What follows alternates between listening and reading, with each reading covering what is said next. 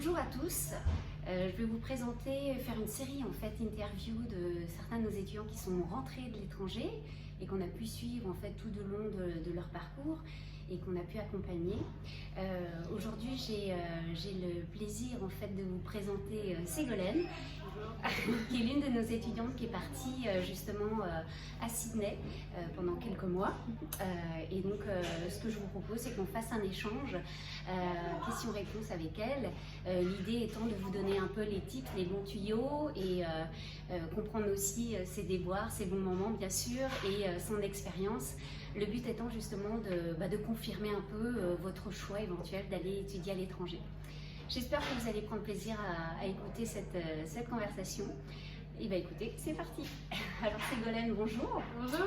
Merci en tout cas d'avoir accepté notre invitation. Alors Ségolène, dis-moi, donc toi, si on reprend un peu, tu es allée en Australie après un BTS. Est-ce que tu peux me dire un peu plus dans le détail exactement qu'est-ce que tu avais suivi, etc. Ok, moi j'avais commencé avec un BTS MRC, négociation, relations, clientèle. Voilà, après je suis allée un an à Londres en tant que fille au pair et après du coup je voulais enchaîner sur un Bachelor of Business Administration en Australie, parce que c'était un rêve pour moi d'aller en Australie. Voilà.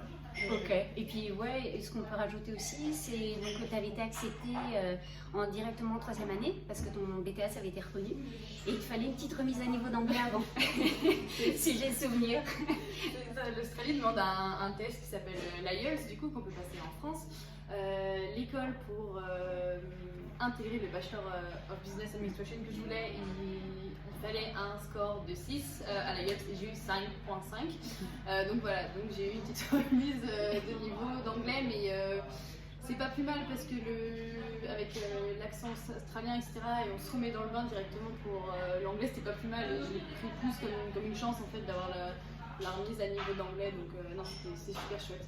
Oui, c'est vrai que je pense que tu as tout à fait raison parce que le retour à chaque fois de nos étudiants, c'est que justement, c'était vraiment un investissement et ils le disent à chaque fois que l'anglais académique, ça les aide vraiment ensuite pour la poursuite de leurs études et ça met déjà un pied dans l'université et au final, vous êtes d'autant plus confiant pour commencer votre année de bachelor.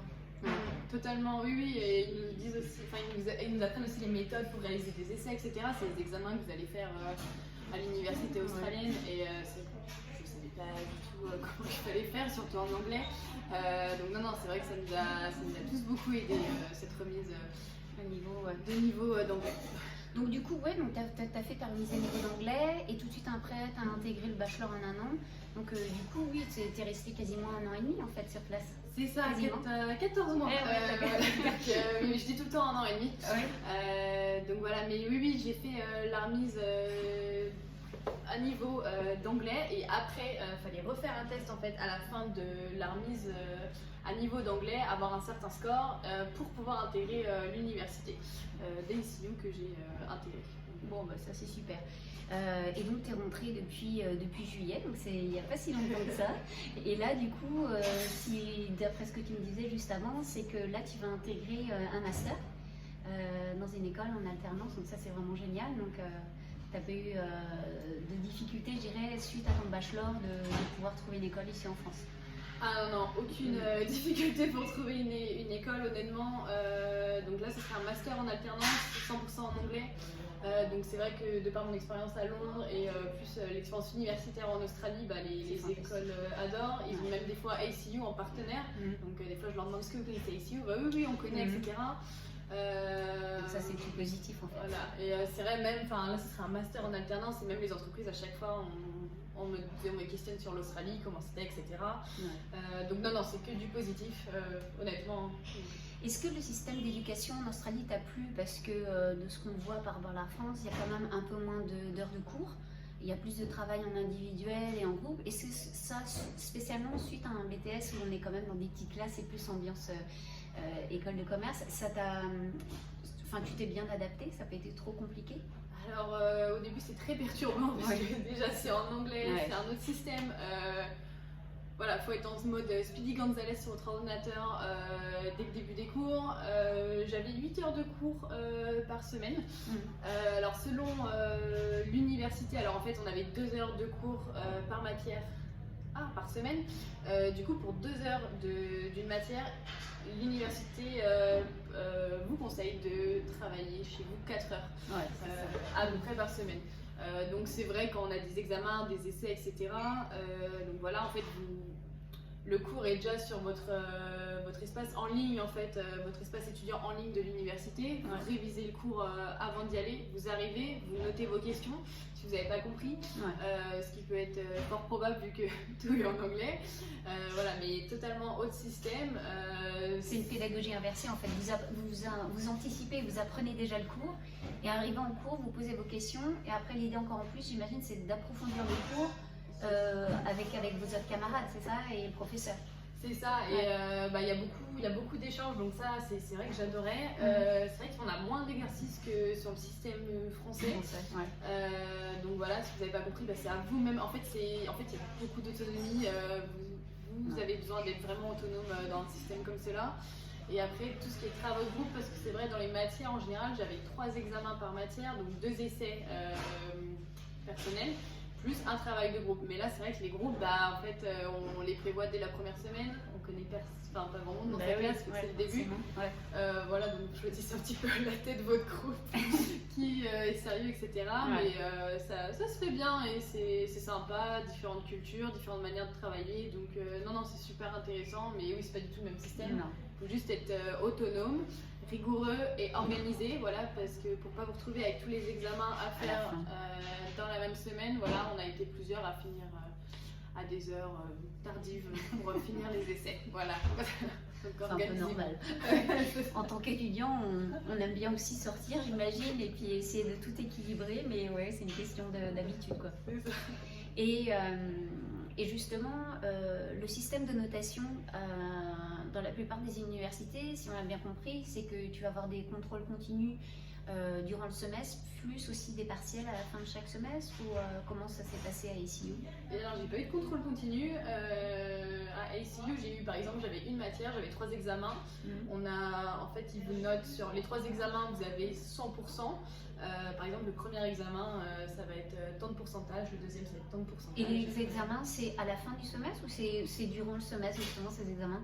Durant le semestre. Des fois, on a des matières. C'est étalé. C'est ça, on a des matières qui vont durer, par exemple, je sais pas, une matière en général, ça dure 12 semaines à ACU.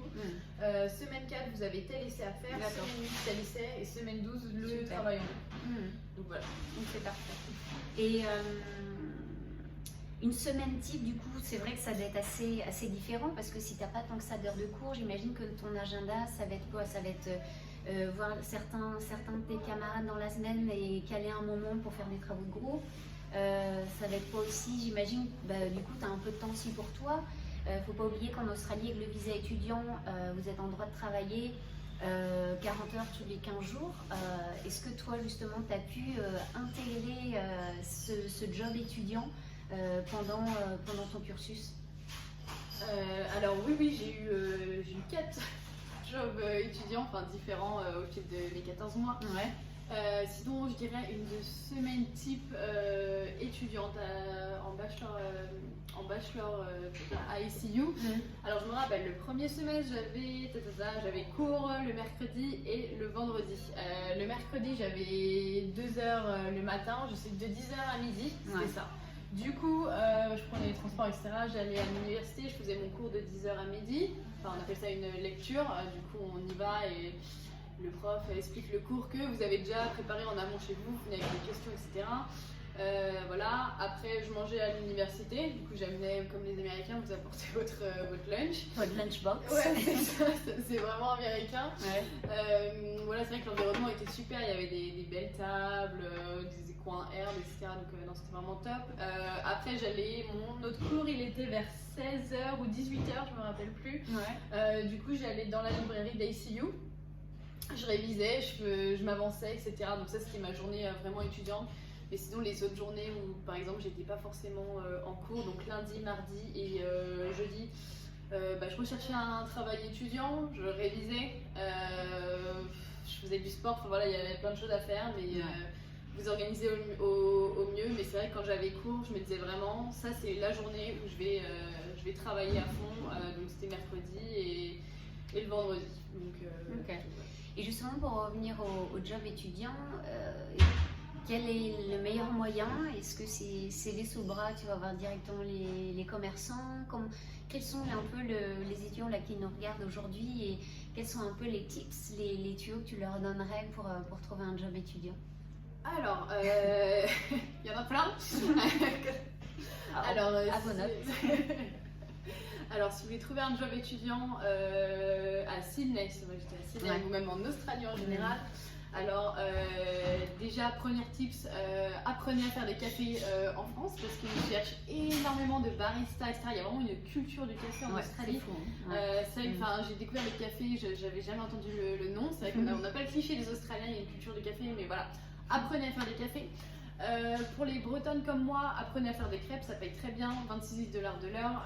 Si vous savez faire des crêpes. Ouais, j'étais choquée. J'aurais dû écouter mon papa qui m'avait dit d'apprendre à faire des crêpes. C'est clair. Donc voilà, vous avez des formations à faire en fait en Australie selon l'état dans lequel vous êtes. Donc ça, vous devez passer un RSA pour Responsibility. Pour servir de l'alcool dans les. Ouais, voilà. Exactement, donc ça, tout ce qui est job, serveuse, etc., vous avez besoin de ça.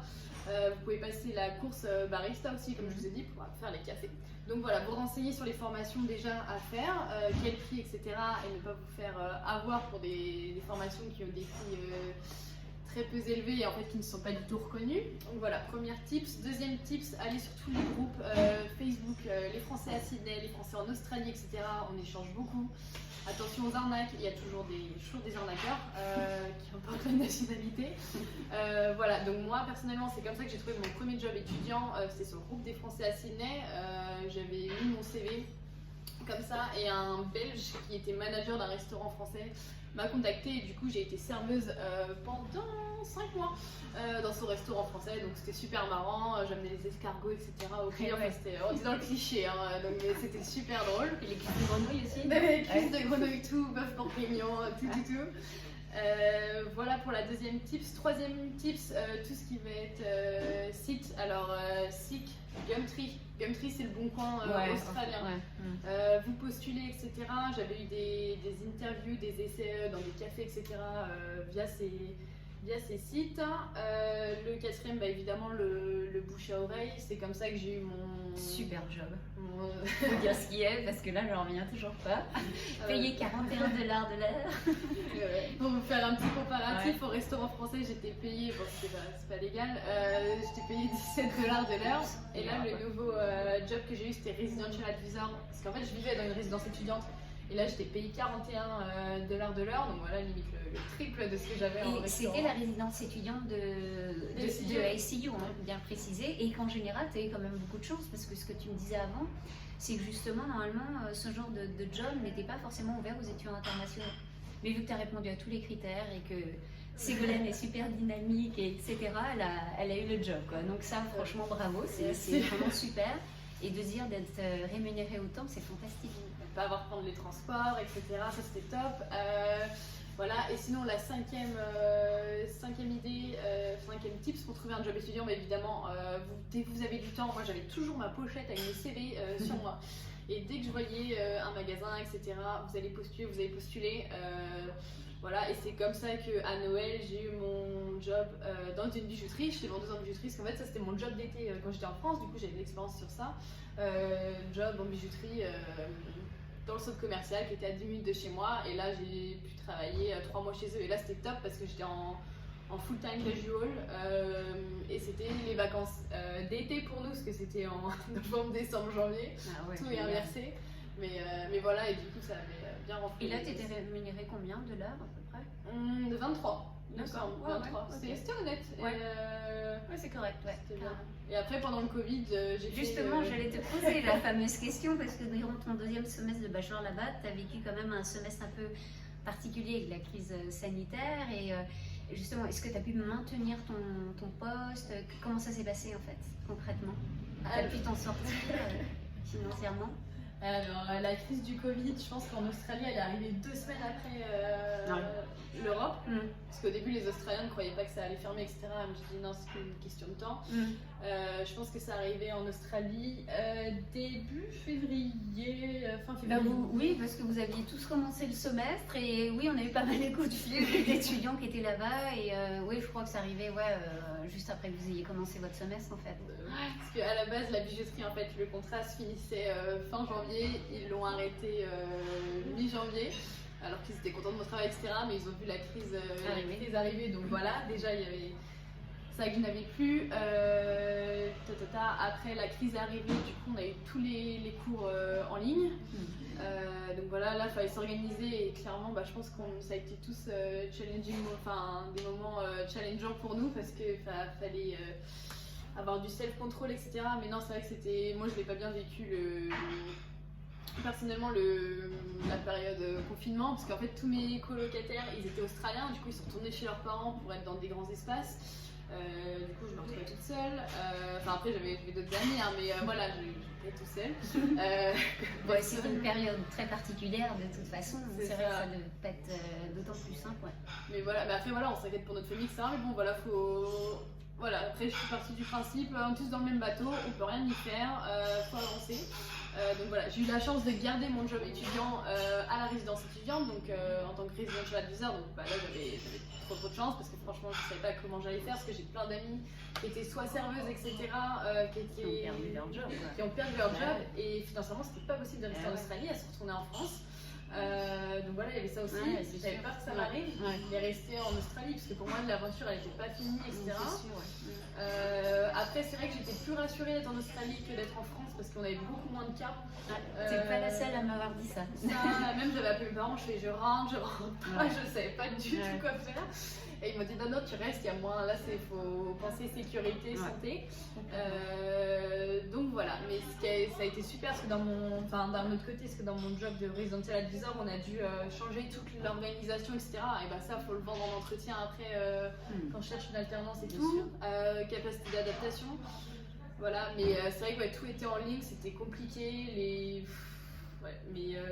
Voilà, fallait faire avec, mais c'est bon, j'ai eu mon bachelor malgré le Covid, mais je pense que ça a été le semestre le plus challengeant de ma vie. Voilà, j'imagine bien. Et c'est vrai que concrètement, pour tous les étudiants du monde entier, de toute façon, ça a été en ligne, ça a été un peu la même aventure, je présume. Donc c'est vrai que ça a dû être très particulier.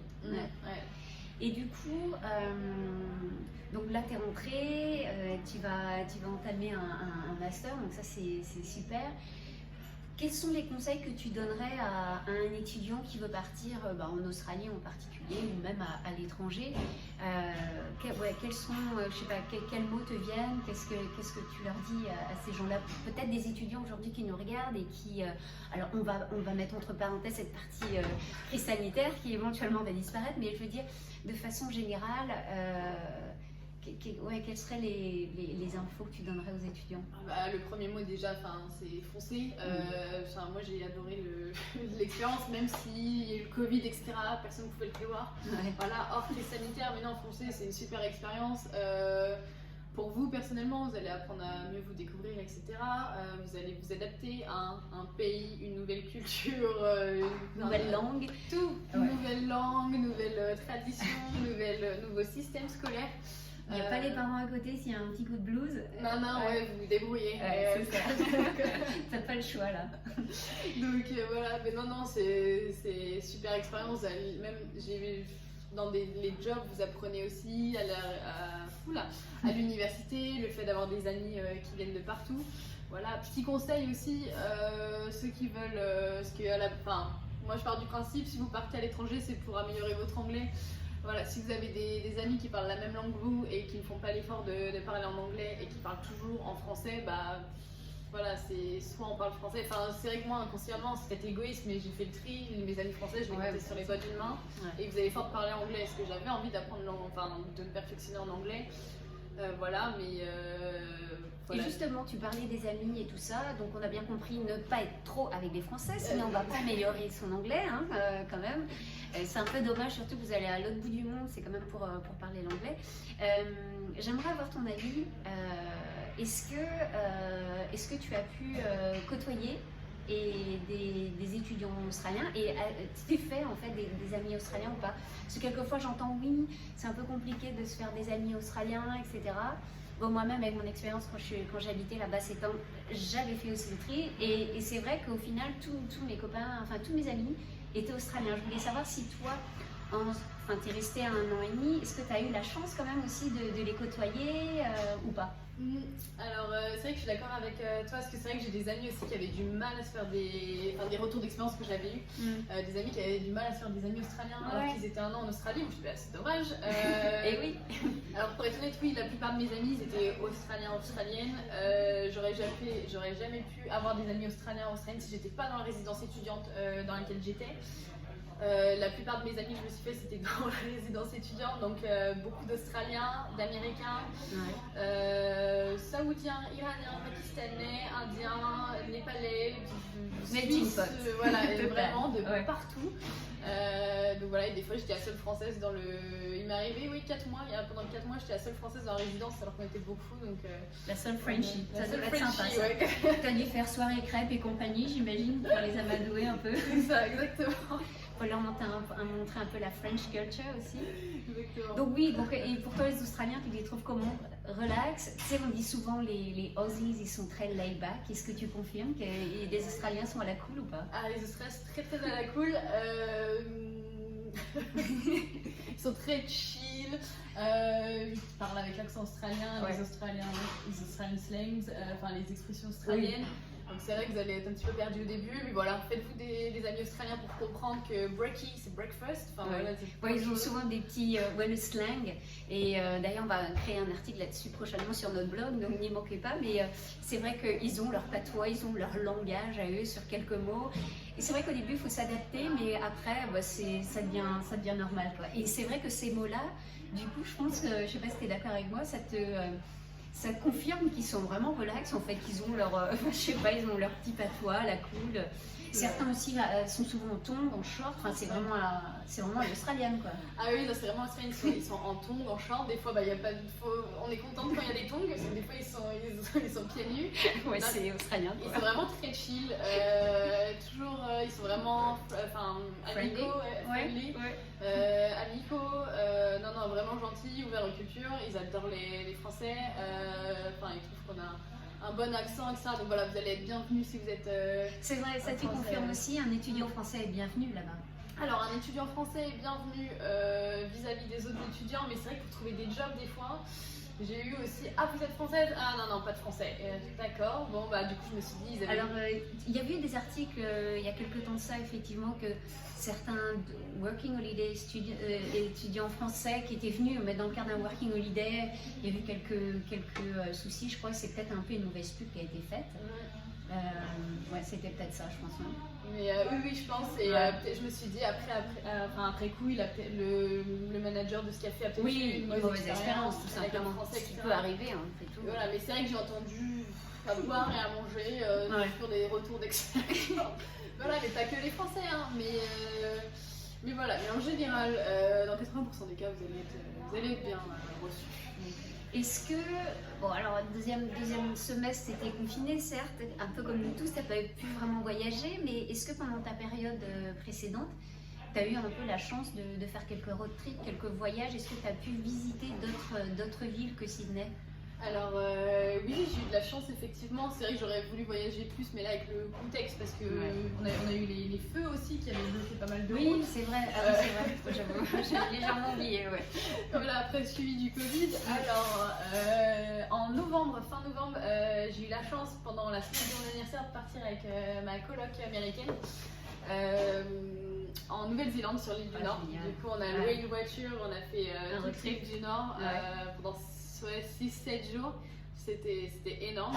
Et j'ai croisé mes voisins bretons. En fait, on était sur Auckland, sur une montagne. Ces bretons, ils sont partout, que vous le vouliez ou pas. C'était énorme l'histoire. J'ai sorti mon drapeau breton, je disais à ma coloc américaine, je vais prendre en photo et tout. Enfin, il y avait une vue panoramique d'Auckland. Et là, il y a des garçons qui sont arrivés, ils font t'es bretonne et tout. Je fais oui, vous venez d'où, Rennes, machin. Et bref, on était voisins, quoi. Donc, d'accord. Là, et sinon j'ai eu la chance aussi, c'était début juillet, vu que je suis revenue en France fin juillet, le 20 juillet à peu près, J'ai eu la chance d'avoir des cousines qui étaient en Australie aussi, qui ont suivi le mouvement. Et du coup, là en fait, les États australiens étaient fermés à cause de la situation sanitaire. Mais avec ma cousine, on s'est dit, on va découvrir la New South Wales. Du coup, pareil, on a fait un trip pendant 7 jours qui était riche en rebondissements. On a cassé le van, voilà, on avait plein de choses, mais c'était super. Donc, tu as visité quoi, les Blue Mountains, tous ces. Blue Mountains, je visitais quand j'étais à Sydney. Mais oui, c'est juste à côté. Premier train, ça c'est magnifique. Si vous avez l'occasion, allez-y, vous pouvez le faire en une journée. Et t'as pu aller jusqu'à Byron Bay ou pas? Excuse-moi. Central Coast, Byron Bay, on a fait plein de choses, mais après c'était fermé avec les requins. Mais c'est pas grave, on a vu Byron Bay, on était contente, nous c'est tout ce qu'on voulait. Et on est redescendu et voilà, et même j'ai vu d'autres amis qui étaient en working visa, qui faisaient leur ferme à côté de Byron Bay, du coup ils ont hébergé chez eux, c'était top. C'était super. Voilà. Mais voilà, voyagez le plus possible, si vous pouvez, c'est magnifique. Mais c'est un pays qui fait 14 fois la France, il faut quand même se le rappeler, donc c'est vrai que tant que vous êtes là-bas et avoir fait 24 heures de vol, plus ou moins, c'est vrai que le plus possible, entre vos longs week-ends et les vacances, entre les semestres, c'est quand même fantastique de pouvoir visiter ce pays qui est juste fabuleux. On trouve des paysages tellement différents d'un état à un autre, on se croirait, c'est la taille de l'Europe, faut se dire qu'il y a beaucoup de choses à faire. Non mais c'est vrai que c'est énorme l'Australie et on se rend compte dès le début, dès que j'ai eu les premiers contacts avec mes amis australiens. On était assis, t'habites où? Pas très loin, 6 heures de route. C'est clair. Nous, on traverse la France quoi, donc, et tu regardes 6 heures de route sur la carte, c'est ça. Oui, c'est rien du tout. Donc voilà. Non, c'est clair, ils adorent conduire et eux, les kilomètres, peu importe. Ils vont faire des milliers de kilomètres, même pour un week-end, histoire d'aller surfer ou d'aller à tel endroit, ça ne les dérange absolument pas. Quels ont été, est-ce que tu aurais un coup de cœur, ou si tu parles de deux choses, j'aimerais bien te poser comme question. Un coup de cœur, que ce soit un endroit ou un restaurant ou un lieu ou une expérience que tu as vécue et puis qui te revient en tête ou qui t'a plu, je sais pas. Beaucoup, là je vais choisir l'expérience. Ce qui m'a le plus plu honnêtement, c'est d'avoir des amis, mais de partout. J'avais des amis de partout. Taïwan, Arabie Saoudite, Iran, Mexique. Ça, c'est un enrichissement. Et puis j'imagine, grâce aux réseaux sociaux, aujourd'hui, vous suivez tous et vous allez rester amis, c'est clair. C'est ça, j'ai déjà un ami saoudien qui doit venir avec sa famille l'été prochain à Paris. Ma coloc australienne, elle veut venir à Paris parce qu'elle adore la French cuisine. Donc, on reste en contact, c'est sûr. Mais je pense que c'est ça le meilleur, vraiment d'avoir des amis de partout, échanger nos points de vue, etc. Et je suis contente parce qu'ils ont changé beaucoup m'ont dit de mes amis que j'ai réussi à leur faire changer leur cliché qu'ils savaient du français, etc. Donc ça, je suis un peu fière. J'imagine.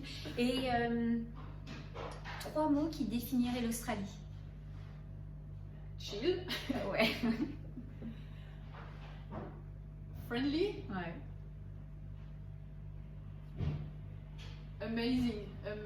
Amazing sur les paysages et les rencontres. Vraiment, je dirais que vraiment Sydney, c'était vraiment la ville coup de cœur parce que vous avez le côté business, les buildings, etc. L'opéra, c'est magnifique et vous avez la plage, des criques, mais magnifique. C'est vraiment la nature et la ville dans la même.